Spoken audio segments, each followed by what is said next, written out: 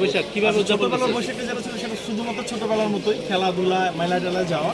But এখন যেটা হয়েছে, বড় হয়েছে, ফ্যামিলি আছে, তো ফ্যামিলির অনেক দায়িত্ববোধ ব্যাপারগুলো আছে। সো এখন ফ্যামিলি নিয়ে করতে হয়। এখন যে পরিবারে আছি, চলচ্চিত্র পরিবারে, সেই পরিবারকে নিয়ে করতে হয়, দেখতে পাচ্ছেন। হ্যাঁ। তো এখন আসলে অনেক কিছু করতে হয়, দ্যাটস ওয়াই এখন বৈশাখটা একটু অন্যরকম হয়েছে। বাট আনন্দ সেম, আনন্দ আগেও যেমন ছিল এখনো তেমন আছে।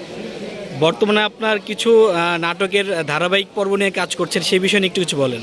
আচ্ছা, আমি এবার বেশ কয়েকটা চ্যানেল, বেশ কিছু ঈদের ধারাবাহিক করেছি। তার বাইরে আবার আমার একটা ছোট্ট চ্যানেল আছে, অবি ফ্যান্স, সেখানে বেশ কিছু ধারাবাহিক করেছি, ঈদের করেছি, এখন চলছে। পয়লা বৈশাখ উপলক্ষে চলছে রূপে বাইদার প্রেম, এবং সেটাতে স্পন্সর করেছে, আমার স্পন্সর দাঁড়িয়ে আছে আকি স্টাইল বাজার। সো আমি যেটা করছি, আমি আমার চলচ্চিত্র শিল্পীদের নিয়ে কাজ করছি। আমার যতগুলো নাটক হচ্ছে এ পর্যন্ত, ধরুন আমি কম করে হলো 150 নাটক করেছি আমার প্রোডাকশন থেকে, এবং আমার প্রোডাকশনের ম্যাক্সিমাম আর্টিস্ট কিন্তু আমার ফিল্মের আর্টিস্ট। ফিল্মে যাদের কাজ একটু কম, যারা একটু এখন কাজ কম পাচ্ছে, আমি চেষ্টা করছি সেই মানুষগুলোকে টেনে নিয়ে কাজ করার।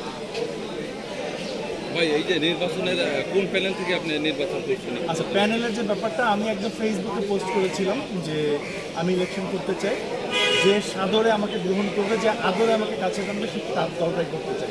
এবং ফার্স্ট ফোন এসেছিল আমাদের মুক্তি আপু।